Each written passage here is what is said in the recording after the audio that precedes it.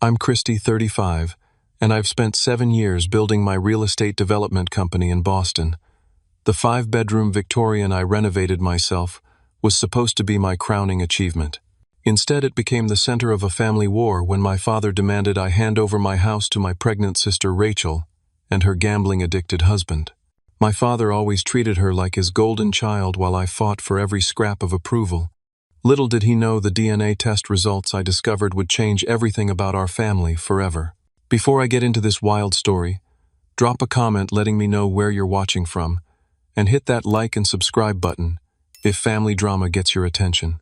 Growing up in a middle-class neighborhood in Lexington, Massachusetts wasn't terrible on the surface. We had a decent house, regular meals, and no obvious problems that neighbors could see. But inside those walls, the emotional dynamics were quietly devastating. My father, Marcus, was always emotionally distant with me, while showering my sister Rachel with affection, praise, and material advantages. From my earliest memories, the disparity was clear but never acknowledged. I remember my 10th birthday when I received a basic bicycle, while Rachel, on her 10th birthday just 8 months earlier, had gotten a lavish party at an amusement park, plus an expensive bike with all the accessories. When I asked my father why the difference, he simply said, "Don't be ungrateful, Christy. Boys don't need all that fuss." That was the pattern throughout our childhood. My mother, Evelyn, recognized the favoritism, but her attempts to balance it were half-hearted at best. She'd occasionally slip me extra dessert or spend time with me alone when Dad took Rachel on their special outings. "Your father just connects better with Rachel," she'd explain, a shadow crossing her face that I couldn't interpret as a child. "But I love you just the same." Those words were meant to comfort, but they only confirmed what I already knew. Something about me wasn't enough for my father. High school brought the differences into sharper relief. When I made honor roll 3 semesters in a row, my accomplishment barely warranted a nod at dinner. When Rachel got a single A- amid her usual B's and C's, Dad took the family out to celebrate at the nicest restaurant in town. The college years made the division impossible to ignore. Rachel's education was fully funded tuition apartment spending money, while I was told I needed to learn responsibility by working my way through school. And work I did. I juggled 3 jobs simultaneously: morning shifts at a coffee shop, evening work at the campus library, and weekend hours at a construction company. The construction job, which I originally took just for the higher hourly wage, became unexpectedly significant. I discovered I had a knack for understanding buildings, materials, and spaces. The foreman, Dave, noticed my interest and began teaching me aspects of the business beyond just hammering nails. "Kid, you've got an eye for this work," he told me during my junior year. "You see how things come together. That's not something I can teach." Despite the exhaustion of working 35 hours a week while carrying a full course load, I graduated with a degree in business administration and 0 help from my father. Rachel, meanwhile, had changed majors 3 times before settling on communications, extending her college stay to 5 fully funded years. After graduation, I started at the bottom of Wilson Construction, the company where I'd worked through college. The pay was modest, but I lived frugally, sharing an apartment with 2 other guys and saving every penny I could. Rachel, in contrast, received a down payment for her first condo as a graduation gift along with a new car.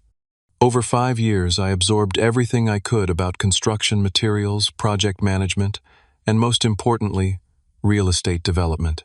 I volunteered for every difficult project, worked weekends, and spent evenings studying market trends and property values. My boss, Jeffrey Wilson, became the mentor my father never was. "Christy," he told me one evening as we reviewed plans for a small office building, "you're thinking bigger than this company. You should consider striking out on your own in a few years."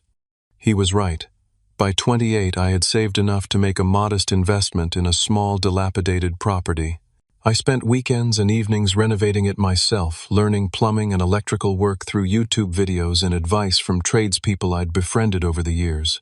6 months later, I sold the property for a 40% profit and used that money for my next project.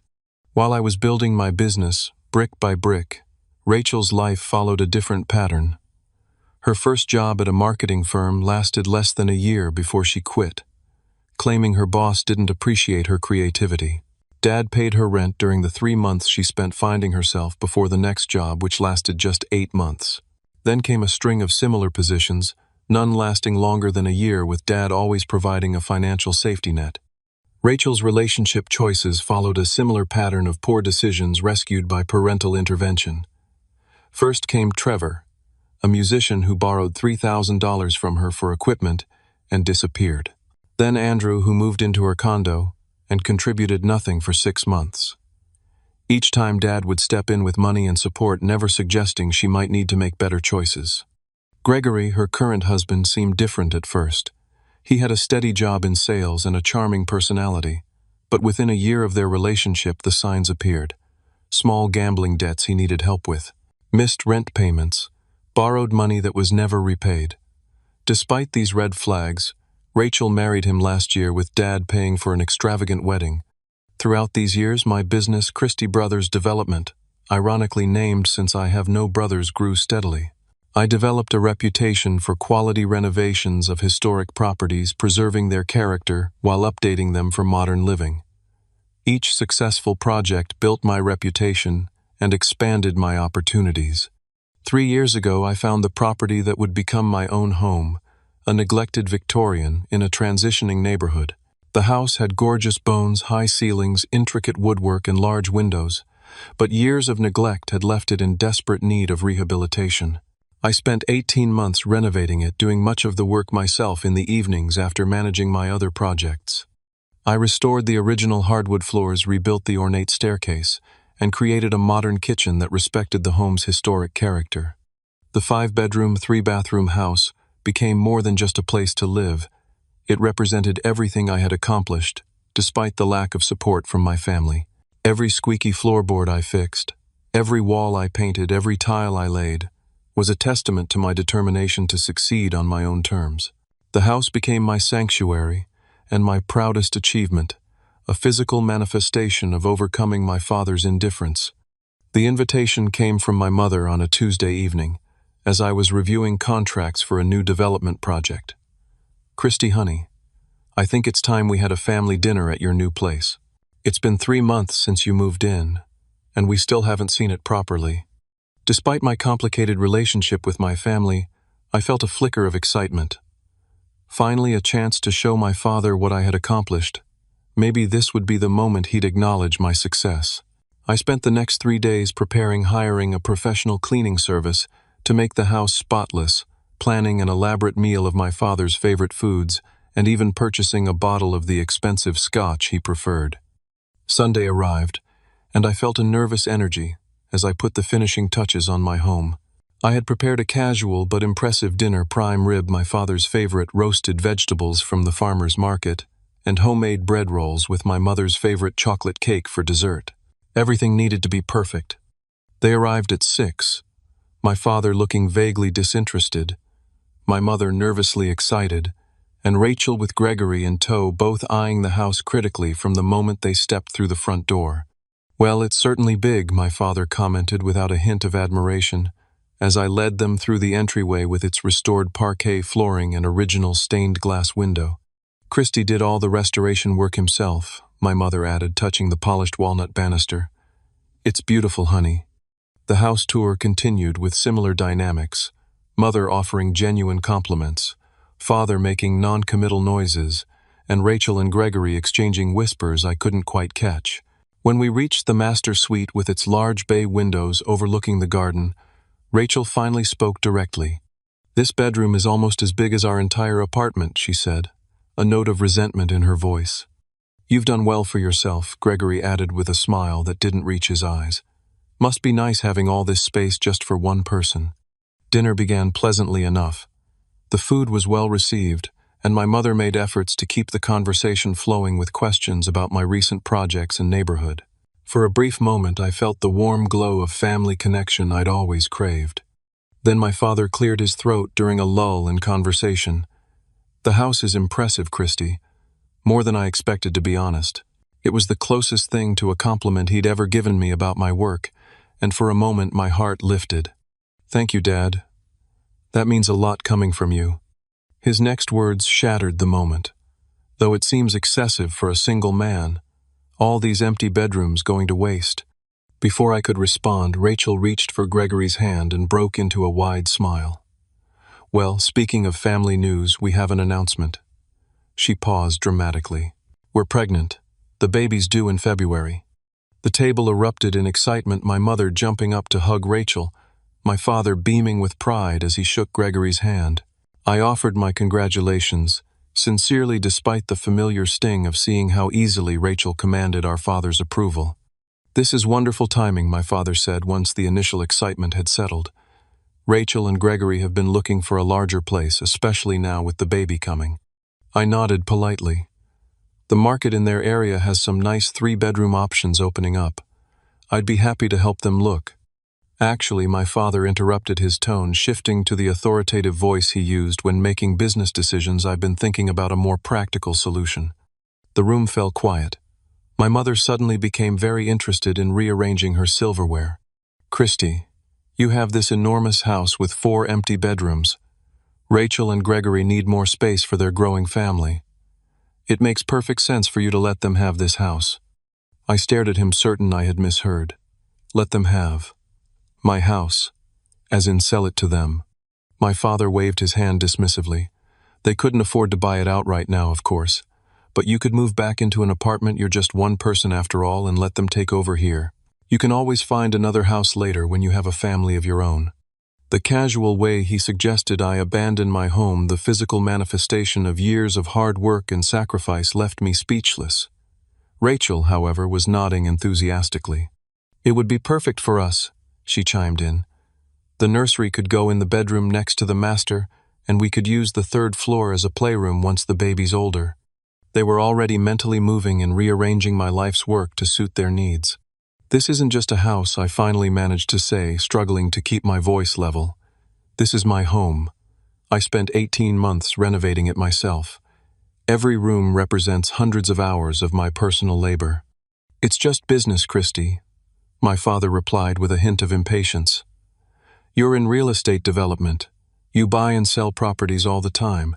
My personal home isn't just business." I countered, feeling heat rise in my face. "Would you give up your house if I asked for it?" My father's expression hardened. "That's completely different. Your mother and I have built a life in our home. You're a single man with no attachments. This house is wasted on you." Those words, "wasted on you," cut deep, encapsulating a lifetime of being deemed less worthy than my sister. In that moment I saw clearly that nothing I achieved would ever be enough to earn my father's respect. "I'm sorry," I said firmly, "but this house isn't available. I'd be happy to help Rachel and Gregory find something suitable within their budget, maybe help with renovations." "This isn't about money," my father interrupted, his voice rising. "This is about family. Your sister is having a baby. Your niece or nephew will need a proper home. If you cared about family at all, you'd want to help." And there it was, the familiar emotional manipulation, weaponizing family connections to make me feel selfish for maintaining boundaries. I'd experienced this tactic my entire life, but this time the stakes were too high to cave. "I do care about family," I replied, struggling to maintain my composure, "but giving up my home isn't a reasonable request. There are many ways I can support Rachel and Gregory that don't involve sacrificing everything I've worked for." The rest of the dinner deteriorated quickly. My father grew increasingly angry. My mother made weak attempts to soothe tensions, and Rachel alternated between tears and pointed comments about how much better she would utilize the space.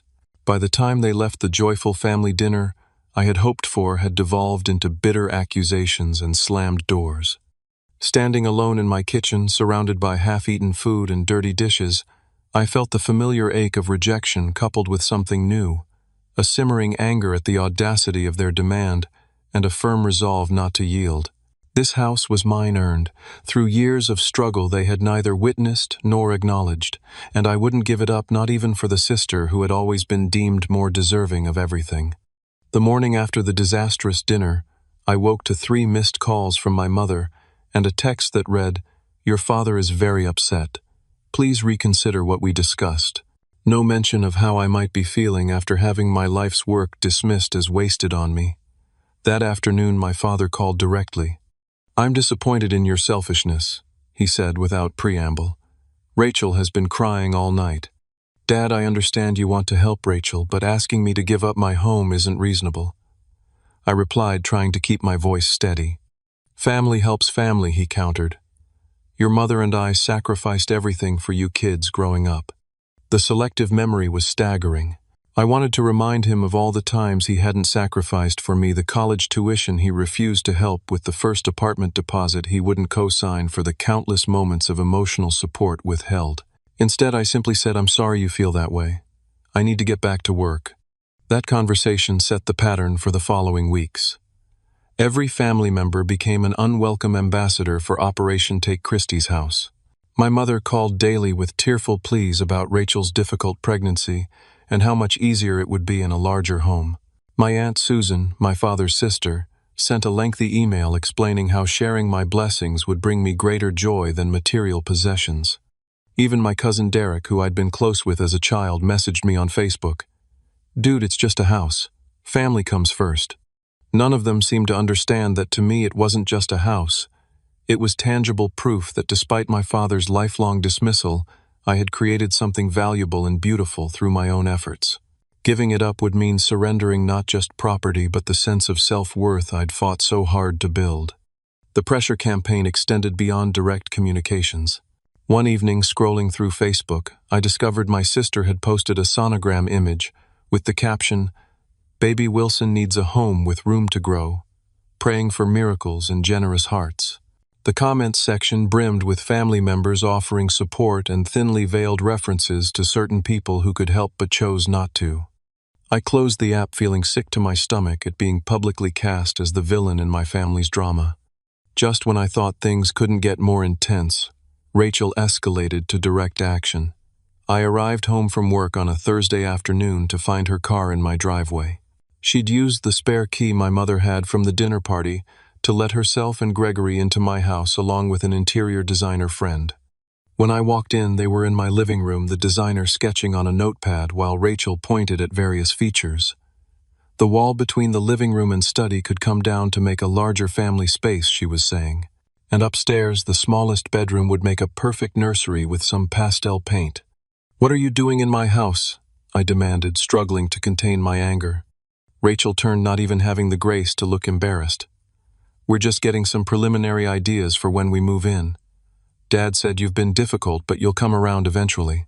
"Get out," I said quietly, a calm born of absolute fury. "Get out now." "Don't be dramatic," Christy Gregory interjected, lounging on my sofa as if he owned it. "We're family. Your dad thinks." "I don't care what Dad thinks," I interrupted. "This is my home, purchased with my money, renovated with my hands. Neither of you has any right to be here planning renovations. Leave now, or I'm calling the police to remove you for trespassing." The designer, clearly uncomfortable, gathered her things quickly. "I didn't realize. I thought this was already arranged," she mumbled as she hurried out. Rachel stood, her ground color rising in her cheeks. "You've always been selfish," she spat. "Always thinking you're better than everyone because you work so hard. Some of us had real struggles, you know." I nearly laughed at the absurdity. "Real struggles? Dad paid your college tuition, bought your first car, gave you the down payment for your condo. What exactly have you struggled with, Rachel?" "You have no idea what it's like being the daughter in this family," she retorted. "The expectations, the pressure to be perfect. You got to disappear into your work and be the independent son, while I had to be the one maintaining family connections, planning holidays, being there for Mom and Dad." In that moment, I glimpsed a perspective I'd never considered, that Rachel might have experienced her own form of family pressure, different but perhaps no less damaging than mine. But any empathy I might have felt evaporated with her next words. "You owe this family. After everything Mom and Dad did for you, the least you could do is help when we really need it." "I don't owe anyone my home," I said firmly. "And I need you to leave.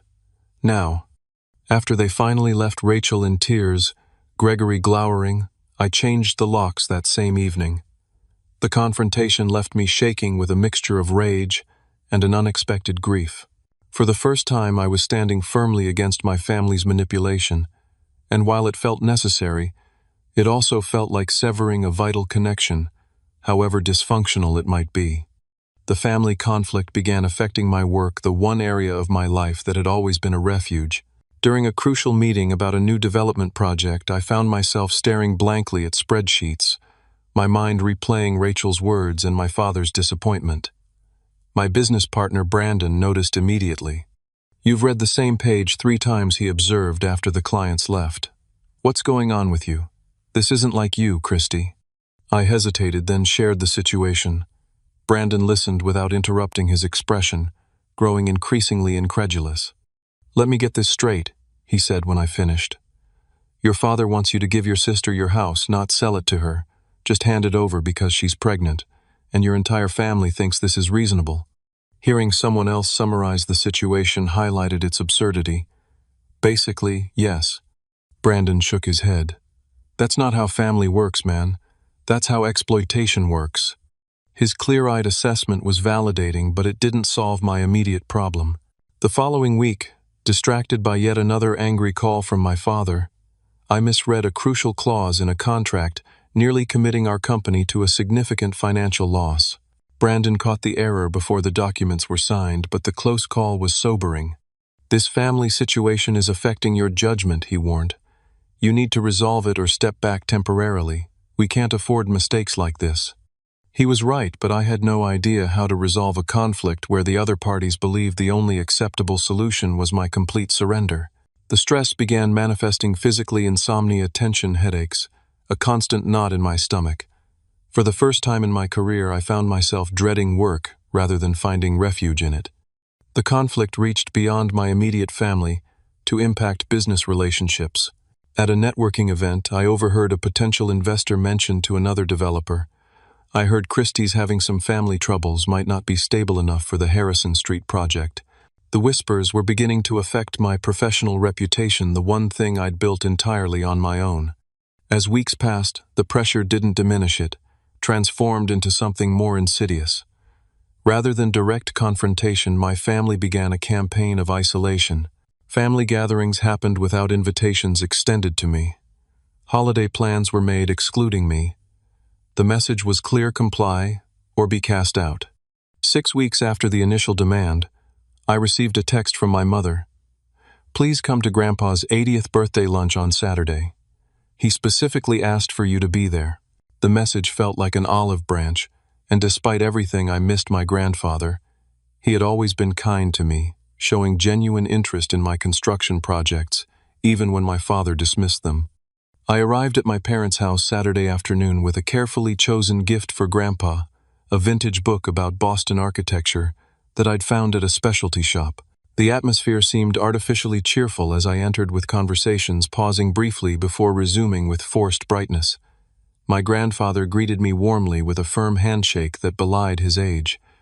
"There's my builder," he said affectionately. "Your grandmother would have loved to see what you've done with that old Victorian." For a moment I relaxed, thinking perhaps this gathering could be a step toward healing the family rift. That illusion shattered during lunch when my father clinked his glass for attention. "Since we have the whole family together," he announced, "I think we should address the elephant in the room. As you all know, Rachel and Gregory are expecting their first child, the first great-grandchild for Dad." He nodded toward my grandfather. "They need a family home, and Christy has a 5-bedroom house he doesn't need." My stomach dropped as I realized the family gathering was actually an ambush. Around the table, aunts, uncles, and cousins nodded in agreement. My grandfather looked confused, clearly not having been briefed on this family conflict beforehand. "We've given Christy time to come to the right decision on his own," my father continued. "But with the baby coming in just a few months, we need resolution. I think he needs to hear from all of us how important family support is in times like these." What followed was a carefully orchestrated intervention. One by one, family members expressed their disappointment in my selfishness and urged me to do the right thing. My Uncle Robert spoke about sacrifices he'd made for family. Aunt Susan invoked my late grandmother, suggesting she would be ashamed of my behavior. Even my young cousins had clearly been coached to ask why I didn't want the new baby to have a nice home. Throughout the barrage, I remained silent, a strange calm settling over me as I recognized the full extent of the manipulation. My mother watched anxiously, occasionally trying to soften the harsher comments, but never actually defending me. Rachel sat with her hands resting protectively on her slightly rounded belly, tears streaming down her face for maximum effect. When everyone had spoken, my father delivered what he clearly viewed as the killing blow. "Christy, it's time to decide what matters more to you, a house or your family. Because I can tell you right now, if you continue to refuse to help your sister in her time of need, you're choosing not to be part of this family anymore." The table fell silent, all eyes on me. In that moment I felt a strange sense of clarity. The people around this table claimed to be family, yet not one of them, not even my mother, had considered what this demand might mean to me, how it might feel to be asked to surrender the tangible symbol of my hard work and independence. I stood up slowly, my voice steadier than I expected. "I've worked for everything I have without help from any of you. My home represents years of sacrifice and effort. I won't give it up because Rachel failed to plan for her future." I turned to my grandfather, genuine regret in my voice. "I'm sorry this overshadowed your birthday, Grandpa. I love you." Then I walked out, ignoring the eruption of voices behind me. In my car, the composure crumbled. Tears blurred my vision as I pulled away from the house where I'd grown up, feeling as though I'd just severed my last connection to my family. The drive home passed in a fog of grief and anger. That evening was the lowest point. Alone in the house I'd fought so hard to create and was now fighting to keep, I questioned everything. Was I being selfish? Was a house, even one that meant so much to me, worth losing my entire family over? The doubt was crippling, magnifying the silence of my empty home until it felt less like a sanctuary and more like a prison of my own making. Around midnight, desperate for connection with someone who might understand, I called my cousin Eliza. Unlike the rest of the family, she hadn't attended the ambush lunch, having moved to Seattle for work 2 years earlier. We'd always gotten along well, bonding over being somewhat outside the family's inner circle, me because of my father's indifference, her because of geographical distance. "It's not just about the house, is it?" she asked after I'd explained the situation. "It's about never being enough in Uncle Marcus's eyes." "Exactly," I admitted, relieved someone finally understood. "If I give in on this, I'm erasing everything I've built for myself. But fighting means losing my family." There was a long pause before Eliza spoke again, her voice hesitant. "Christy, there's something you should know. It might not help with your decision, but I've heard things over the years. About Aunt Evelyn and Uncle Marcus." "What kinds of things?" I asked, suddenly alert. "This is just family gossip, mind you, but my mom once told me that Aunt Evelyn had an affair before Rachel was born, with some college boyfriend who came back into her life briefly." The revelation hit me like a physical blow. "Are you saying Rachel might not be Dad's biological daughter?" "I don't know for sure," Eliza cautioned. "But the timing always seemed suspicious to Mom. And haven't you ever noticed that Rachel doesn't really look like Uncle Marcus? She doesn't have any of the Wilson features the rest of us share." Now that Eliza mentioned it, it was true. Rachel had never resembled our father or any of the Wilson relatives. I'd always assumed she simply took after our mother's side of the family, but even there, the resemblance wasn't strong. "This could explain so much," I said slowly, mind racing through memories with this new lens. The way Dad always overcompensated with Rachel, the different treatment. Maybe he spent 28 years trying to prove to himself that she's really his daughter, by loving her extra, Eliza suggested. Or maybe he knows the truth and has been trying to make up for it. Either way, it's not your burden to carry, Christy. After we hung up, I couldn't sleep, my mind spinning with this potential revelation. Could this explain the lifetime of differential treatment? Was my father's favoritism toward Rachel an elaborate compensation for private doubts about her paternity? The next morning, I began investigating discreetly. I found old family photo albums, studying Rachel's features compared to relatives on both sides. The more I looked, the more obvious the discrepancies became. Rachel had hazel eyes in a family of blue-eyed people. Her nose and jawline matched neither our father's family nor our mother's. I considered confronting my parents directly, but feared the explosive potential of such accusations without proof. Instead, I researched DNA testing options. The challenge would be obtaining samples without raising suspicions, especially given the current family rift. The opportunity came unexpectedly when my mother called a week later, her voice conciliatory. "Your father was too harsh at the lunch," she admitted. We all want to find a solution that works for everyone. Could you come over for coffee? Just you and me. Despite my wariness, I agreed. During the uncomfortable visit, I managed to collect what I needed: a hair from my father's brush in the bathroom, a tissue my mother discarded, and later, under the guise of reconciliation, a coffee cup Rachel had used when she stopped by. Unexpectedly during my visit, the next 3 weeks of waiting for DNA results were agonizing. I threw myself into work trying to repair the damage my distraction had caused to projects and relationships. Brandon noticed the change in my focus, but didn't press for details, simply offering his support. "Whatever you're working through, I've got your back," he said one evening, as we reviewed plans for a new development. When the email notification finally arrived with the DNA test results, my hand shook as I clicked to open it. The scientific language was complex, but the conclusion was unmistakable. Based on the genetic markers analyzed, Rachel and I shared maternal DNA, but not paternal. Rachel was my half-sister, not my father's biological daughter. The truth I now possessed felt both liberating and terrifying.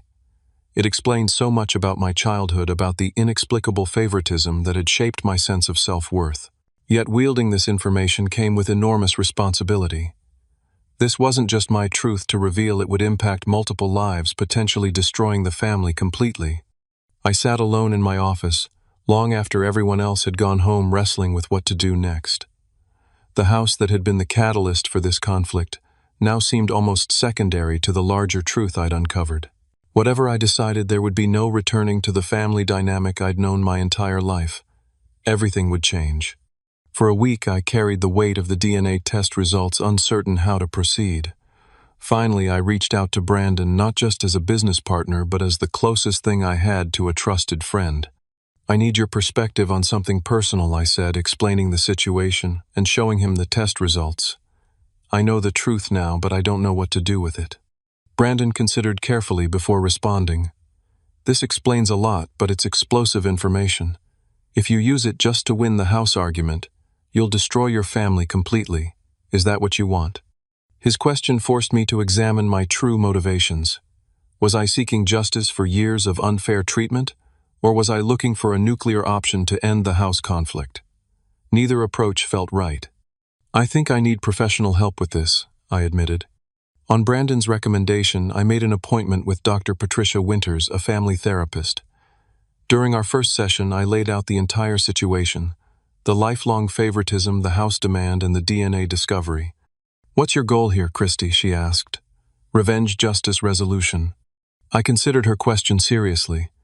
I want the pressure about my house to stop, but I guess I want to understand. All these years I thought there was something wrong with me, something that made me unlovable to my father. If this is why he favored Rachel, at least I'd know it wasn't my fault. Dr. Winters helped me develop a strategy for confrontation that wouldn't be purely destructive. "This revelation will be traumatic for everyone involved," she cautioned. "If you choose to share it, do so with care for the human beings who will be affected, including yourself." Following her advice, I arranged a meeting at a neutral location, a private room at a restaurant I occasionally used for business meetings. I invited only my parents and Rachel, telling them I wanted to discuss a compromise about the house situation. To my surprise, they agreed readily, perhaps thinking I was finally capitulating to their demands. When we gathered that evening, the tension was immediate. My father wore an expression of smug satisfaction, clearly expecting me to surrender. Rachel looked nervous but hopeful. My mother's anxiety was palpable as she fidgeted with her napkin. "Thank you for coming," I began formally. "Before we discuss the house, there are some things I need to say about our family dynamic." My father immediately tried to take control. "We're not here to discuss feelings, Christy. We're here about practical matters. Rachel's need for a family home. This is relevant," I insisted firmly. "For as long as I can remember, there's been a clear favoritism in our family. Rachel has received emotional and financial support that was never offered to me. I've spent years thinking there was something fundamentally unlovable about me that explained this difference." "That's ridiculous," my father scoffed. "We treated you both equally." "No, Marcus, we didn't," my mother interjected, quietly surprising all of us. "Christy's right about that much." My father turned to her, anger flashing across his face. "Whose side are you on, Evelyn?" "I'm not taking sides," she replied, a tremor in her voice. "But I can't sit here and pretend we didn't favor Rachel. We did. We always have." Rachel looked between our parents, confusion evident. "What are you talking about? Dad's always been tough on both of us." I took a deep breath, knowing we had reached the point of no return. "I believe I've discovered why the difference in treatment existed." I placed a sealed envelope on the table. Inside is the result of a DNA test comparing genetic markers between Rachel, myself, Mom, and Dad. The room went completely still. My mother's face drained of color, her hand flying to her mouth. My father's expression shifted from anger to something unreadable. Rachel just looked confused. "What are you talking about?" she demanded. "What DNA test?" Rather than answering directly, I continued calmly. "The test shows that while Rachel and I share maternal DNA, we do not share the same father. Rachel is not biologically Dad's daughter." The explosion I expected from my father didn't come. Instead, he sat completely motionless, staring at the envelope, as if it might detonate. It was my mother who reacted, a low, keening sound escaping her as she covered her face with both hands.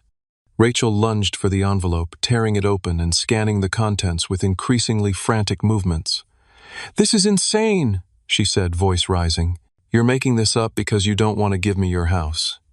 This is a sick joke." "It's not a joke," I said quietly. "I had the tests done at a reputable lab. The results are clear." Rachel turned to our mother, who couldn't meet her eyes. "Mom, tell him this is crazy. Tell him Dad is my father." The prolonged silence from our mother was more damning than any confession. When she finally spoke, her voice was barely audible. "I'm so sorry. I never thought. I never imagined anyone would find out." My father suddenly stood his chair, scraping loudly against the floor. Without a word, he walked out of the restaurant, leaving the three of us in stunned silence. Rachel's shock transformed into rage as the reality sank in. "How could you?" she screamed at our mother. "My entire life has been a lie. Who is my real father? Does he know about me?" My mother seemed to collapse in on herself, decades of secrets suddenly exposed. "His name was Alan Mercer. We dated in college before I met your father. He came back into my life briefly when Christy was a toddler. It was a mistake. A terrible mistake." "Does Dad know?" I asked, suddenly uncertain. The lack of explosion from my father suggested this might not have been the revelation I expected. "He suspected," my mother admitted. "When Rachel was born, there were comments from family about how little she resembled Marcus. We never did a test, but I think he's always known on some level." Rachel was openly sobbing now, her pregnancy-enhanced emotions overwhelming her. "So my entire life, the way Dad doted on me, made sure I had everything, was just guilt and compensation." "He loves you," my mother insisted, reaching for Rachel's hand, which she yanked away. "Whatever the biology, he raised you. He chose to be your father in every way that matters." The revelation had accomplished what I wanted, shifting the focus entirely away from my house. But I felt no triumph, only a profound sadness for the web of secrets and compensations that had shaped all our lives. Rachel, still crying, gathered her things and left to find my father. My mother remained, looking suddenly older and unbearably tired. "I never meant to hurt anyone," she said softly. "I thought I was protecting my family by keeping the secret." "But the secret hurt us anyway," I replied. "It created a dynamic that made me feel worthless for decades." She nodded, tears streaming down her face. "I know. And I let it happen because I was afraid if I pushed too hard against Marcus's favoritism, he might start questioning why he felt the need to overcompensate with Rachel. I failed both of you. I'm so sorry, Christy." In that moment, looking at my broken mother, I felt no satisfaction, only the hollow recognition that truth, while necessary, was rarely painless. The aftermath of the revelation was predictably chaotic. My father disappeared for 3 days, not answering calls or texts from any of us. My mother moved temporarily to her sister's house, unable to face the empty home or my father's potential return. Rachel, according to texts from my mother, had barricaded herself in her apartment, refusing to see anyone, including Gregory. I threw myself into work, the familiar refuge of blueprints and contracts, providing some stability amid the emotional earthquake I had triggered. Brandon respected my privacy but ensured our colleagues shielded me from unnecessary stress. "Whatever's happening in your personal life, we've got the business covered," he assured me. "Take the space you need." A week passed with no contact from my father or Rachel. My mother called daily, alternating between tearful apologies for the past and anxious questions about whether I'd heard from the others. I began to wonder if I'd permanently destroyed my family in my quest for truth and fairness. The following Wednesday evening, I arrived home to find my father's car in my driveway. He sat on my front steps looking older and more vulnerable than I'd ever seen him. His normally immaculate appearance was disheveled, unshaven, wearing the same clothes he'd had on at the restaurant confrontation a week earlier. "Can we talk?" he asked simply when I approached. Inside, I offered him coffee, which he accepted gratefully, wrapping his hands around the mug as if seeking warmth despite the mild evening. For several minutes, we sat in uncomfortable silence, the tick of the grandfather clock in the hallway the only sound. "I've known since Rachel was born," he finally said, his voice rough. "Not with scientific certainty, but in my gut. She had none of my family's features. The timing of her conception coincided with a business trip I took. There were signs." I listened without interrupting, stunned by his candor after a lifetime of emotional distance. I made a decision then to never question it officially, to raise her as my own. But the doubt was always there, gnawing at me. I think I overcompensated with Rachel because I was constantly trying to convince myself that she was truly mine, that if I loved her enough, invested enough in her, it would somehow make the biology irrelevant. He took a shaky breath before continuing. "What I didn't realize, or maybe didn't allow myself to see, was that my overcompensation with Rachel came at your expense. Every time I gave her special treatment, I was withholding something from you. The acknowledgement I'd waited for my entire life landed with less impact than I'd imagined, perhaps because it came too late, or perhaps because understanding the reason didn't erase the decades of feeling inadequate. Why did you demand I give her my house?" I asked the question that had started this entire painful journey. My father looked genuinely puzzled. "I don't know. It was irrational, wasn't it? Maybe after all these years of giving Rachel everything, it became a pattern I couldn't break. Or maybe," he paused, seeming to consider something for the first time, "maybe I was jealous of what you've built entirely on your own. This house, your business, you did it all without my help, which proves you never needed me at all." The vulnerability in this admission was so unexpected that I didn't know how to respond. My father, the imposing figure whose approval I'd sought my entire life, was admitting to jealousy and insecurity about my independence. "I did need you," I said quietly. "Not your money or connections, just your belief in me, your recognition." He nodded slowly, eyes glistening with unshed tears. "I've never said this before, Christy, and I should have. I'm proud of you. What you've accomplished through your own hard work and determination is remarkable. I was wrong to dismiss it, wrong to ask you to give it up, wrong to treat you as less important than your sister for your entire life. I don't expect forgiveness, but I needed you to hear that. It wasn't a perfect apology, it didn't erase the past or heal all wounds, but it was honest in a way my father had never been with me before. It was a beginning." "What happens now?" I asked. "With the family, with Rachel?" "I don't know," he admitted. "Your mother and I have a lot to work through. As for Rachel," he sighed heavily, "she's devastated. Finding out the truth has shaken her entire sense of identity. She needs time." 2 days later, I received a text from Rachel, asking if we could meet for lunch. We chose a quiet cafe halfway between our homes. When she arrived, the physical changes were striking. Dark circles under her eyes, hair pulled back carelessly, none of her usual careful makeup. The pregnancy was more visible now, her loose sweater not quite concealing the growing bump. "I've been thinking a lot," she began after we ordered, "about how differently we were treated growing up. I always thought it was because I was somehow better, smarter, more charming, more lovable. It fed my ego, but it was all based on Dad's guilt and insecurity. It wasn't your fault," I offered. "You didn't create the dynamic." "No, but I benefited from it," she acknowledged. "And I never questioned it or stood up for you when Dad was being unfair. I just accepted the preferential treatment as my due." She twisted her napkin nervously. The house thing that was completely out of line. I can see that now. The entitlement I felt. It's embarrassing. Who is Alan Mercer? I asked the question that had been lingering since the revelation. Have you tried to find him? Rachel nodded. Mom gave me his information. He lives in Colorado, now married with 2 grown children. I haven't contacted him yet. I'm not sure I'm ready. Whatever you decide, I'll support you, I said, meaning it. The DNA test had revealed we were half-siblings, but in many ways that biological reality felt more honest than the manufactured family dynamic we'd grown up with. I'm sorry about the house, she said after a pause. Gregory and I have been looking at apartments we can actually afford. It's a reality check, but maybe one we needed. The conversation marked a turning point in our relationship, the first time we'd spoken as equals rather than as competitors for our father's approval. Before we parted, I made an offer I meant what I said before about helping you find a place. Not my house, but I have connections in real estate knowledge about neighborhoods with good schools. Let me help in a way that makes sense.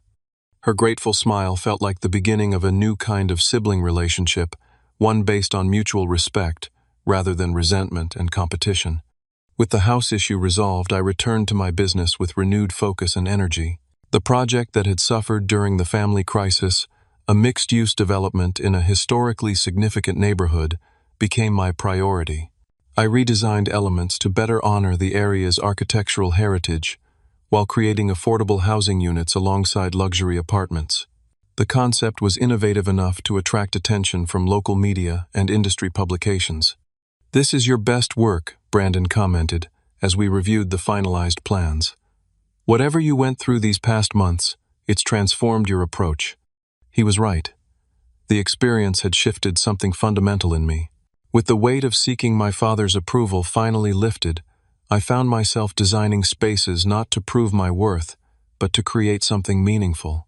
The development, which we named Wilson Heritage Commons in honor of my grandfather, became a showcase project that elevated our firm's reputation. When the project broke ground 2 months later, I invited my family to the ceremony. To my surprise, they all came, my parents standing somewhat awkwardly beside each other but making an effort. Rachel and Gregory, her pregnancy now visibly advanced. Even my grandfather beaming with pride at seeing his name on the project. "You've built something remarkable here," my father said after the speeches and photo opportunities. "Not just the buildings, but the vision behind them." The compliment, freely given without manipulation or agenda, meant more than all the approval I'd sought for decades. 1 year after the confrontation that revealed our family's secret, we gathered at my house for Thanksgiving dinner. The dynamic was markedly different from any previous family gathering. My parents had spent 6 months in couples therapy, slowly rebuilding their relationship on more honest footing. They arrived together, but with a new carefulness in their interactions, the comfortable assumptions of a 35-year marriage, replaced by the conscious efforts of people choosing to stay connected despite difficult truths. Rachel and Gregory came with 4-month-old Emma, who had her mother's eyes and her father's chin. A new genetic beginning, unconnected to our family's complicated past. They had moved into a modest 3-bedroom townhouse that I had helped them find in a good school district, which Gregory had managed to afford by taking a second job and finally addressing his gambling addiction. "She's beautiful," I said, holding my niece while Rachel prepared her bottle. The baby gurgled and grabbed at my tie, her tiny fingers surprisingly strong. "We're thinking of having Alan visit next month," Rachel said, referring to her biological father with whom she'd established cautious contact via email 3 months earlier. "He's curious about Emma, his first grandchild. It's strange but not entirely uncomfortable." My father, overhearing this, showed no signs of the jealousy or possessiveness that would have characterized his reaction a year ago. Instead, he nodded thoughtfully. "I think that's appropriate. Emma should know her full heritage." This simple acknowledgement of reality, rather than clinging to appearances, marked how far he had come. Our relationship had evolved too. We would never have the effortless father-son bond I had envied in friends, but we had developed something perhaps more valuable. A relationship based on honest communication and mutual respect, rather than performance and approval-seeking. Professionally, the year had brought significant growth. Wilson Heritage Commons had won a prestigious architectural award for community-conscious development, and our firm had expanded, taking on larger projects, with a focus on creating spaces that balanced aesthetic value with human needs. Brandon and I had become equal partners in every sense, our complementary strengths creating a business greater than either of us could have built alone. My personal life had expanded beyond work as well. Through a community volunteer project related to our development, I had met Natalie, an urban planner with a sharp mind and warm laugh, who challenged and supported me in equal measure. Our relationship was still new, but built on a foundation of honesty about our pasts and hopes for the future. The therapy I had begun during the family crisis had continued helping me process not just the immediate trauma of the revelation, but the deeper wounds of my childhood. Dr. Winters had guided me through recognizing patterns formed in response to my father's emotional withholding, my workaholism, my difficulty, trusting others' appreciation, my tendency to prove my worth through achievement rather than connection. The truest measure of healing, she told me in one of our sessions, isn't forgetting the pain but finding it no longer controls your choices. That Thanksgiving, looking around at my imperfect but honestly connected family, I recognized the truth in her words. The pain of my childhood hadn't disappeared, but it no longer dictated my sense of self-worth or my capacity for relationship. After dinner, as everyone gathered in the living room with coffee and dessert, my father asked if he could speak. This past year has been the most difficult and the most clarifying of my life. He began, his voice steady but emotional. I've had to face hard truths about myself, how my own insecurities and fears shaped the way I parented both of you. He looked from Rachel to me. I can't undo the past, but I'm grateful for the chance to build something more authentic moving forward. My mother, sitting beside him, reached for his hand. We both are, she added quietly. Later, as the evening wound down and guests began to leave, I found myself alone in the kitchen with my grandfather.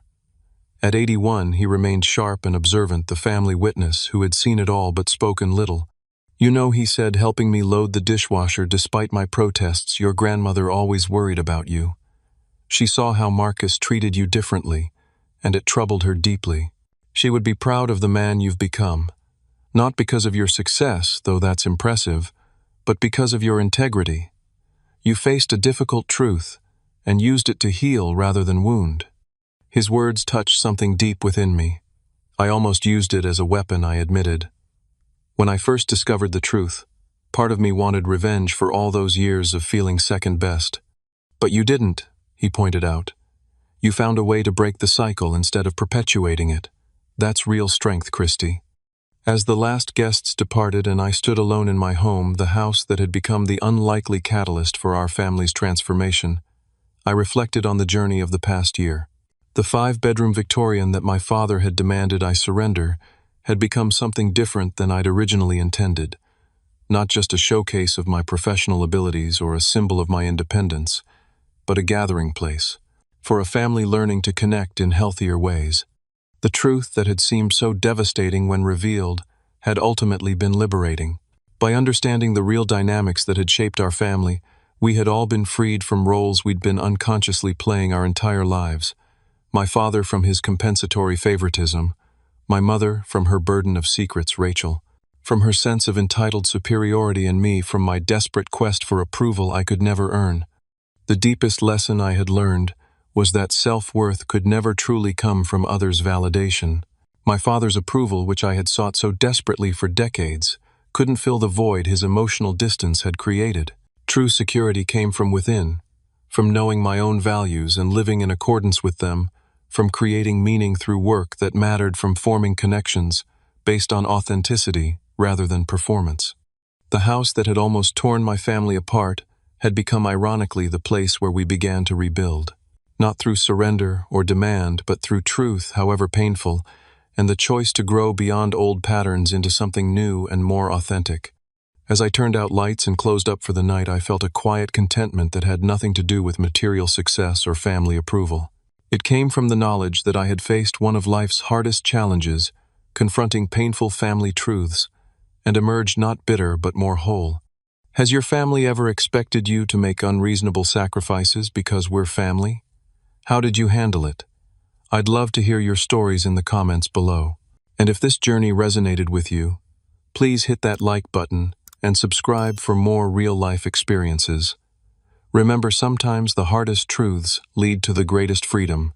Thank you for listening to my story, and may you find the courage to face your own truths with compassion and strength.